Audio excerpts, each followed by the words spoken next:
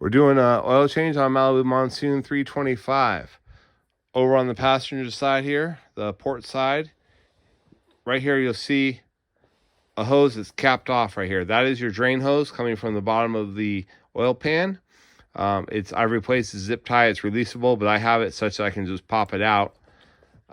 This is your drain hose, so you want to get it through the hole in the bottom of the boat. But back here, there's also a loop right here that it's through. So you have to push it back through that loop. Now you have plenty of hose. Go forward with it. Leave the cap on it for now. Get down there and go right out the bottom of the boat.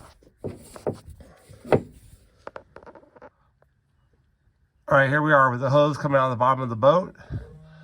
I cranked up the front of the trailer to get some more space under here. I have my drain pan down here. And now I just leave my cap finger tight. It's snug finger, but it's finger tight. And so just undo it and let it drain. I walk away for a couple hours and just let it drain. Loosen the oil fill cap. Make sure you get an air in there, you don't get a suction or something. And my oil is cold, but I just pull that and walk away for a while. This is at nighttime for me. I'll come back tomorrow morning and I'll finish the oil change then. The oil will be gone by then. All right, here we are the next morning. And there's nothing dripping. Well, did it empty? Yep, because my tub is full. It's got a bunch of oil in it. So just take the cap, throw it back on, push the hose back up and put it back. All right, you can see I put my hose back. Don't forget to run it back through the loop down here. Right, get it back through that loop. Put it back up in your zip tie here, right? Now let's replace the oil filter.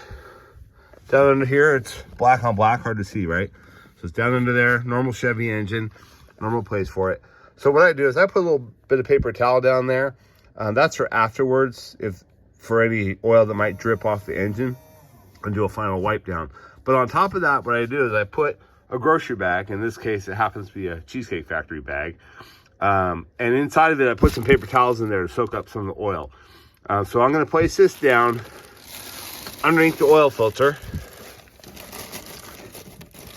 So when I pull it off, I can drop that straight down on top of the paper towel, wrap the bag up around it, and then pull it out. And I pull it out right through here. So you have to tilt it a little bit. That's part of the reason I have the paper towel, because when you tilt it, you're going to get oil that spills out of it. So I get ready to come through here. I try and come through pretty quickly.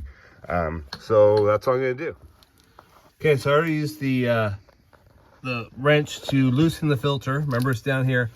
So you're going to go this way on this side. So you're rotating like this, right? Because you're not looking at it from the bottom like you do a car. So double checking, make sure my bag and paper towels are under there.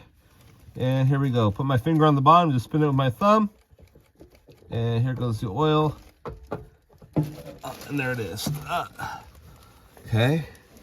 And now we'll pull the bag up over it. And like I said before, pull it out right here. Hang on. I put a glove on, keep it off my hands, hopefully, but it does make it slicker. There you go, out right there. Okay.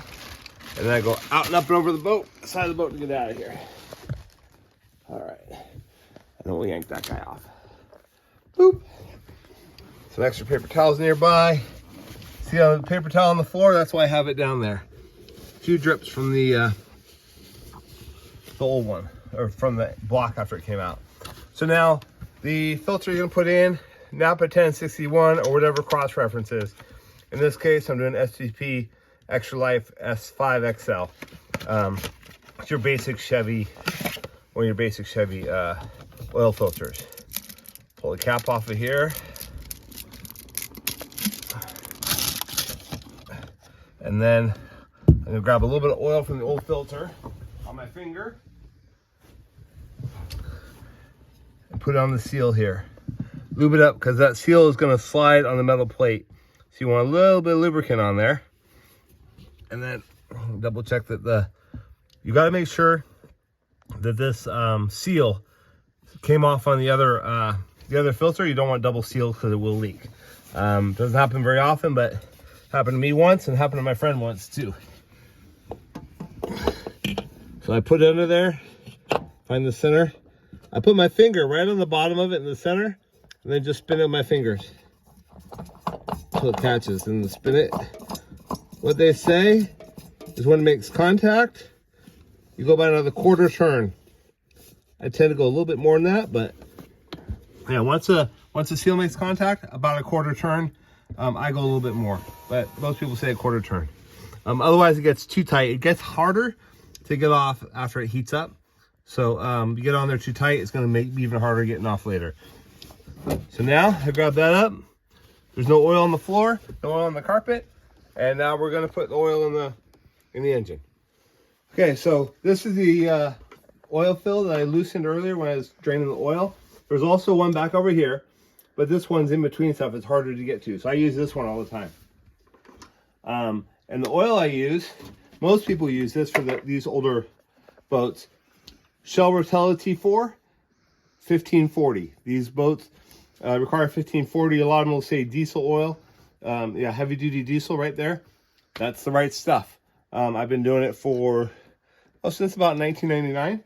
So, and we have, I don't know, 1,700 hours on this, and those are all hard use hours. So I will oftentimes put a paper towel right here just in case I miss. You can use a funnel, but yeah, I like the challenge. 5 quarts. This is 1 quart that's left over from before. And then I have a full 4-quart jug. These are only 1 gallon jugs, so which is 4 quarts. So you need this plus some more. So I usually have an empty one laying around or a half-used one laying around. Okay. I'll put the other 4 in, and then when you fire it up in the water, just make sure the oil pressure comes up, and you're good to go. Don't forget to put the cap back on.